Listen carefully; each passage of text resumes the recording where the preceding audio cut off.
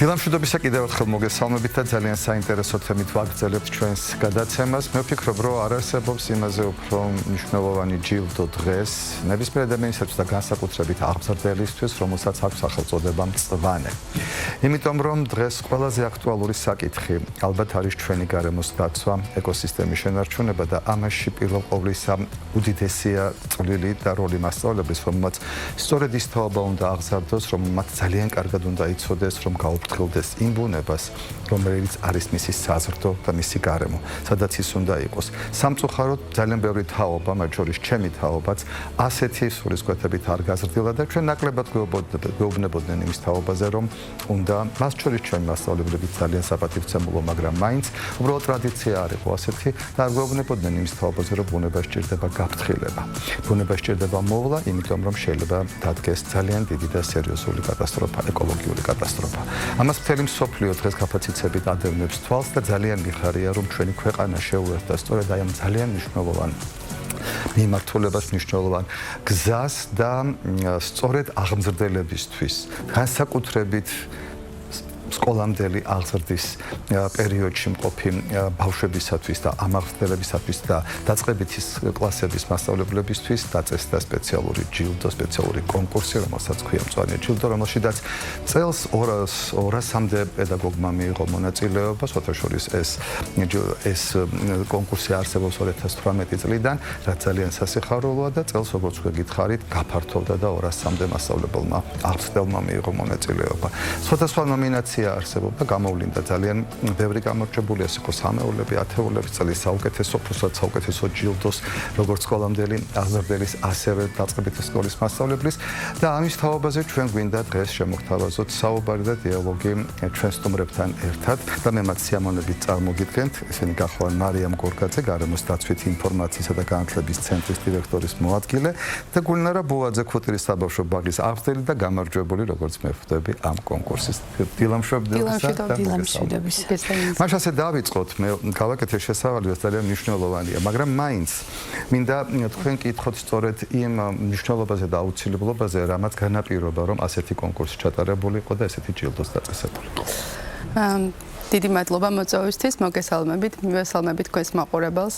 როგორც თქვენ უკვე აღნიშნეთ, კონკურსი მწვანე ჯილდო 2018 წელს გარემოს დაცვითი ინფორმაციისა და განათლების ცენტრის ინიციატივით სკოლამდელი აღზრდის დაწესებულებებში გარემოს დაცვითი განათლების ხელშეწყობისა და მასწავლებელთა წახალისებისათვის შეიქმნა.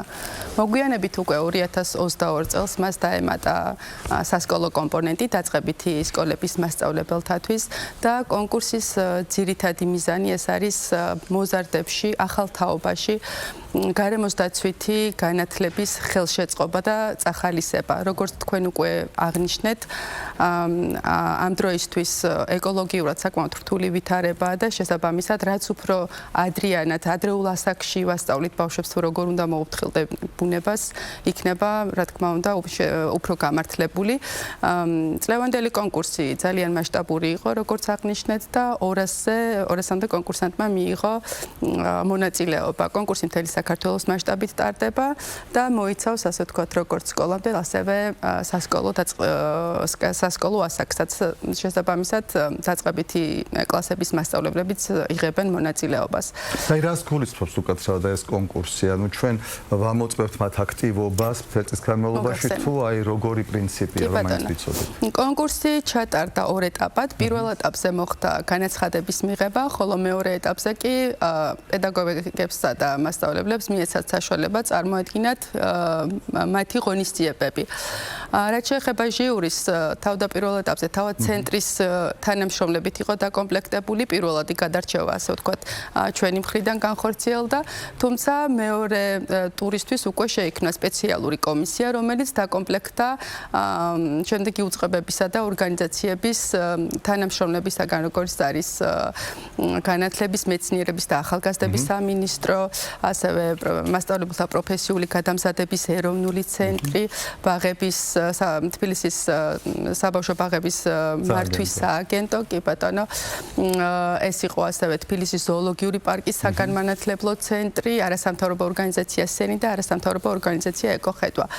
ხოლო რაც შეეხება თავად კონკურსის კრიტერიუმებს, რა თქმა უნდა, საკმაოდ მრავალფეროვანი იყო, მათ შორის იყო ასევე თვითონ საღრდელო მეთოდები, მისი მრავალფეროვნება და ხარისხი, წარმოდგენილი აქტივობების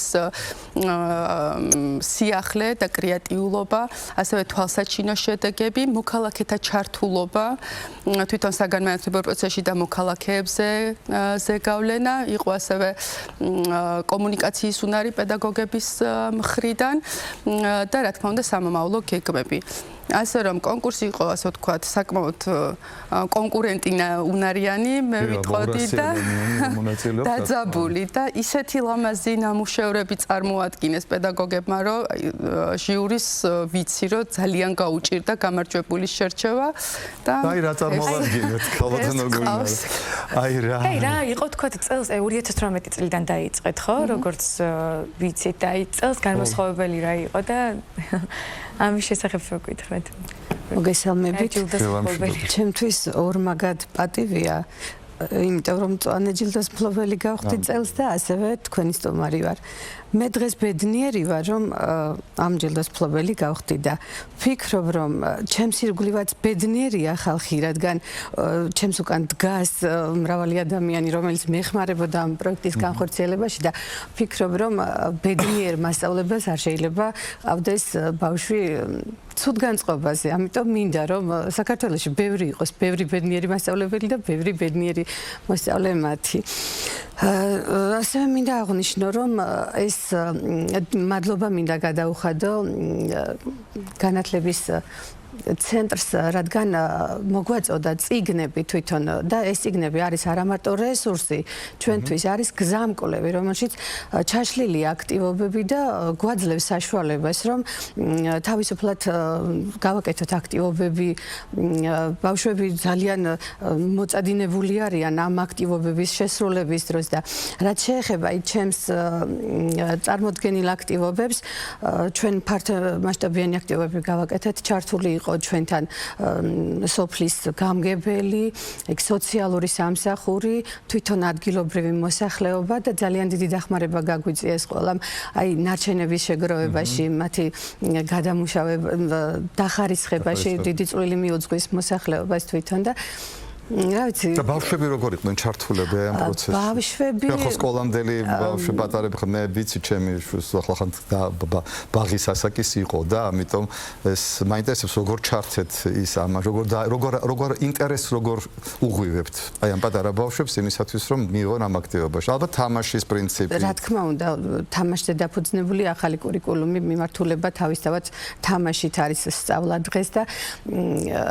ჩემი ამდენი წლიანი 27 წლიანი გამოცდილება ცოტა თითქოს გამიჭირდა გადართვა ამ ახალ პრინციპებზე, მაგრამ შევძელი რელსებზე სწორად დადგომა და ვფიქრობ, რომ სწორად მივყავს ჩემი ბავშვები და რაც შეეხება თვითონ ბავშვებს, აი რადგან ეს კითხვა დამისვით, მინდა ერთი პარალელი გავავლო, როდესაც პირველ ტურში გადავედი და უნდა წარმედგინა პრეზენტაცია, როდესაც ეკრანზე გადიოდა ეს ვიდეო და მე ვსაუბრობდი, რომ დახმარება გაგვიწია სოფლის მერ, გამგებელმა, სოციალურმა სამსახურმა იქ გამიჩერეს კადრი და მითხრეს, რომ აი რისთვის გჭირდებოდა დამხმარე ძალა, როცა ბავშვები გვერდით გიდგას და იქ ჩანდა, რომ აი ღობეს ვაკეთებდით და ხერხით ხერხავდით ბამბუქს, რაღაცას ბავშვებს ეჭირა ეს ბამბუკი, ჩვენ ხერხავდით, ბოსტანი გავაკეთეთ, აი ჩვენი ეპიცენტრი რაც იყო მთლიანად შექმნილი ეკომეგობრული. გარემოს დაცვის მნიშვნელობის აღქმა ამ ნაწილში უფრო არის ხოლმე, ანუ ბავშვებთან მე მგონი ამის გააზრება უფრო მარტივად ხდება თამაში და სხვადასხვა პროგრამებით, ხო? და კიდე ერთ დავამატებდი, რომ ეს ჯილდო არ არის ჩემთვის მნიშვნელოვანი. მთავარი არის ყოველდღიური მესიჯები, რომლებიც მომდის მშობლებისგან, რომ აი წერს მშობელი, რომ ყემლის ხის მოჭრა გვინდოდაო და ბავშვმა არ მოგვაჭრებინაო, რომ აი ბუნება გაგვიბრაზდება, ეს მეგულო მასწავლებელმა მასწავლა. ეს არის ჩემი ყველაზე დიდი შედეგი. ვფიქრობ, რომ ესე ადრეულ ასაკიდან სწორ გზაზე დაყენებული ბავშვები ჩვენზე მეტად მოუფრთხილდებიან გარემოს და იზრუნებენ ბუნების დაცვაზე. კონკურსის ერთ-ერთი მთავარი მიზანი ნაწილობრივ მიღწეულია ყოველ შემთხვევაში. საწყისშივე რომ იქნას გააზრებული სწორად ეს ამშვენია. ეს მინდა და მეკითხა სწორედ იმიტომ რომ ბუნებრივია თქვენ აბსოლუტურად სწორი მიმართულებით მიდიხართ ჩემი გადასახედიდან და ალბათ მარტო არა ჩემი რომ სწორედ კონკურსს ვაცხადებთ იმ სეგმენტ აუდიტორიაზე რომ საიდანაც უნდა დავიწყოთ როგორც ხე ამოდის პირველად იწყება რაღაც ენერგი მე იზრდება აი ქედა უნდა დავიწყოთ ალბათ ზრუნვა შესწავლა ზრუნვის ბუნებასთან დაკავშირებით მაგრამ ფიქრობს თუ არა ინიციატივა გააფართოვოს მომავალში სწორედ ის არეალი და ჩართოს ძალიან ბევრი ადამიანი, რომელსაც გაუჩნდება სურვილი, რომ მიიღოს ამ კონკურსში მონაწილეობა, თუნდაც იმიტომ, რომ ეს შეიძლება იყოს ძალიან პრესტიჟული მისთვის, ეს ტიტული, ეს მწვანე ჯილდო შეიძლება იყოს ძალიან დიდი წარმატების მომტანი მომავალში, არა მხოლოდ როგორც ვთქვათ, მორალური თვალსაზრისით, არამედ გარკვეული ავტორიტეტის, თავისი საქმიანობით ყოფილების მიღების თვალსაზრისითაც კი. კი ბატონო, რა თქმა უნდა გვაქვს შორს მიმავალი და მასშტაბური გეგმები, თუმცა ახლა კონკრეტიზაციისგან ამ ეტაპზე რა თქმა უნდა თავ შევიკავებ. გუშინ იმდენად ბევრი მსურველი იყო, რომ დასწრებოდა ღონისძიებას, რომ ვფიქრობ, რომ ეს ნამდვილად იყო ნიშანი იმის, რომ ეს კონკურსი უნდა გაფართოვდეს. გარდა ამისა, ძალიან საინტერესო იყო და სასიხარულო იყო ის ფაქტიც, რომ ყავდა ძალიან ბევრი სპონსორი. გარდა იმისა, რომ რა თქმა უნდა ჩვენმა ცენტრმა დააჯილდოვა გამარჯვებულები, ყავდა მწარმოებლის გაფართოებული ვალდებულების მქონე ორგანიზაციები, რომლებმაც უხვად გაიქეს საჩუქრები და ასევე სხვა ტექნიკის მაღაზია ალტა და არ მინდა ვინმე გამომრჩეს, ვინც ძალიან გაახარეს ჩვენისაც პედაგოგები. და სტიმული ნამდვილად ჭირდებათ. მე კიდევ ერთ იდეას ალბათ გაქვთ, მაგრამ მაინც გავაშხერებ. ნუ ყოველ შემთხვევაში მე ეს მომივიდა ახლა ამ წუთას თავში, რომ არ იქნება ურიგო თუ უფრო გაფართოვდება და საერთაშორისო ხასიათსაც კი შეიძენს ეს თქვენი კონკურსი, იმიტომ რომ მხოლოდ გამოცდილების გაზიარების თვალსაზრისით, იმიტომ რომ ძალიან დიდი მნიშვნელობა აქვს თუ რა გამოცდილებით შემოვლენ ამ შემთხვევაში ის გარე ქვეყნები თუნდაც ახლო სამეზობლო რომელიც და აი ამ ურთიერთობის გაცვლაში გარკვეული გამოცდილების გაზიარებაში ვფიქრობ ეს ძალიან კარგი იქნება მომავლისათვის იმიტომ რომ უფრო მასშტაბურს გახდის და უფრო საინტერესოს ალბათ ამ კონკურსს მე რა მინდა გითხოთ რამდენად კონკურენტული გარემო იყო რამდენად რთული იყო გამარჯვება ანუ ჟიურისთვისაც და თქვენ მონაწილეებისთვისაც ამ ჟიურისთვის ნაწილში მეორე მხარეს ბუნებრივია ვფიქრ ორგანიზატორებს რამდენად გაუჭირდათ გამარჯვებულის გამოვენა და თქვენთვის ვფიქრობ რომ საინტერესო პროექტები იყო საინტერესო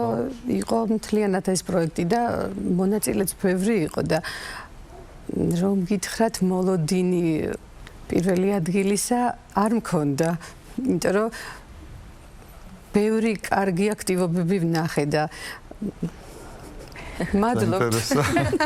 აი რა კრიტერიუმებით გადაწყდა მაინც კატეგორიების მიხედვით არის დაყოფილი ეს ჯილდოები, საინტერესო არის თუ გაქვთ ესე განსაზღვრული დიფერენცირებული კრიტერიუმები ძირითადი რაც იყო თვითონ ეს სიახლე კრეატიულობა, მრავალფეროვნება, თვითონ როგორ ცდილობდნენ, როგორც უკვე ქალბატონმა აკუნარამ აღნიშნა, მართალია ჩვენ სახელმწიფო მომზადებული გვაქვს, ასე თქვა და აქ უშუალოდ აქტივობებიც არის, როგორ უნდა რა აქტივობები უნდა განახორციელოს, როგორ უნდა განახორციელოს, თუმცა ძალიან ბევრი არის პედაგოგზე დამოკიდებული, როგორ მიიტანს ამას მოსწავლემდე და საბოლოო აუდიტორიამდე.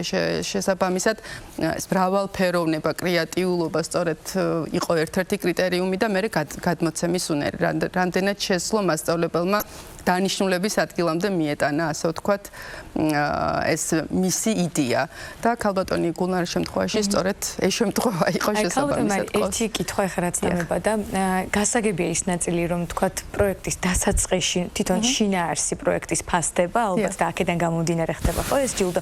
თუმცა საინტერესო არის აი შედეგების გაზომვის ნაწილში თუ გააქვთ აი რაიმე შემუშავებული, ესე ვთქვათ, რომ რითიც საზღვრავთ ამ შედეგს. მოინდო ხო? გარკვეულ დონეზე ინდიკატორები გვაქვს, თუმცა რაღაცნაირად მაინც უფრო რაოდენობრივია ხო და შესაბამისად ხო ცოტა სხვა კრიტერიუმებს ვიყენებთ ჩვენ ამ ნაწილში და კარგი იდეა შევეცდებით ასე ვთქვათ რაღაცნაირად უფრო დავხვეწოთ და კონკრეტული გავხადოთ ეს ინდიკატორები. ხო, ერთ-ერთ შეფასების სკალა შეიძლება იყოს ესეც. კი ბატონო. ძალიან საინტერესო. და მე რა მაინტერესებს, ანუ წელს ვინც მიიღო მონაწილეობა, მას სულ შეუძლია მონაწილეობა მიიღოს თუ არა, არ გვაქვს შეზღუდვა სხვათა შორის, ვინაიდან მათ აქვს ძალიან კარგი საფუძველი, რაც მეტს დაამატებენ და განსხვავებულ აქტივობას შემოგთავაზებენ, რა თქმა უნდა, ეს მხედველობაში იქნება მიღებული. და ესე იგი თქვენ ალბათ გეგმავთ კიდევ რომ მიიღოთ მონაწილეობა, რამდენადაც ძალიან დიდი სტიმულია და თუ ორგზის გახდით კიდევ თქვა უკეთესი იქნება. ასევე მინდა დავამატო, რომ წელს ეს პირველი ჯილდო არ არის ჩემთვის, ასევე მონაწილეობა მივიღე ოქტომბრის თვეში კლიმატის ცვლილებით გამოწვეული რისკების შემცირება საქართველოში პროექტში, რომელშიც პირველი ადგილი ავიღე მარტის თვეში და კარგი საწყისი იყო ეს მეორეა და იმედია არ შევჩერდები. არა, პირიქით, მე მგონი თქვენ ამ შემთხვევაში უკვე იმდენად ღრმად ხართ ჩართული გარემოს დაცვით, ასე ვთქვათ, აქტივობებში, მათ შორის კლიმატის ცვლილებებში, რომ ვფიქრობ გარკვეული ტრეინინგებისთვის მოსამზადებელი პროგრამაც კი უნდა გააკეთოთ, რომ თქვენს კოლეგებს ამ შემთხვევაში კიდე გადასცეთ თქვენი გამოცდილება და უფრო მეტი აქტივობა იყოს წამოსული იმ ადამიანებისგან, რომელთაც ჯერჯერობით არ მიუღიათ მონაწილეობა. მე ვფიქრობ, რომ იდეა, რომელიც დღეს ჩვენ გავაჟღერეთ, იყო ძალიან მნიშვნელოვანი და ძალიან დიდი მადლობა ამისთვის. მე მაინც მიმაჩნია, რომ ყველა საქმე და ყველაფერი ალბათ უნდა გადაიდოს ცოტა ხნით გვერდზე და ჩვენ უნდა მივხედოთ ჩვენს დედამიწას და ჩვენს ბუნებას. მოდი უთხრათ ჩვენს მაყურებელს, დარწმუნებულიო, რომ ბევრი გაიგებს ამ ჯილდოს შესახებ ჩვენი ეთერის მეშვეობით და თუ როგორ უნდა დავრეგისტრირდეთ სამომავლოდ, მათ ვისაც მონაწილეობის მიღება მოუნდება საინტერესო. ჩვენი ორგანიზაციის ვებგვერდზე და გარდა ამისა სხვადასხვა მედია საშუალებებით ვცდილობთ გავავრცელოთ ინფორმაცია კონკურსის დასაწყისში. დაახლოებით ერთ თვიანი ვადაა ხოლმე იმისათვის, რომ დარეგისტრირდეს და შემდეგ ერთი თვის თავზე ხდება ფაქტიურად მთლიანად უკვე შეჯამება შედეგების და გამარჯვებულების გამოვლის. ძალიან დიდი მადლობა სტუმრობისთვის. მე მაყურებელს მინდა შევახსენო, რომ ჩვენი სტუმრები იყვნენ მარიამ გორგაძე, გარემოს დაცვით ინფორმაციის და განათლების ცენტრის დირექტორის მოადგილე და გულნარა ბოაძე, კონკურსის გამარჯვებული ქურთირის საბავშვო ბაღის აღზრდელი. უღმესი მადლობა სტუმრობისთვის.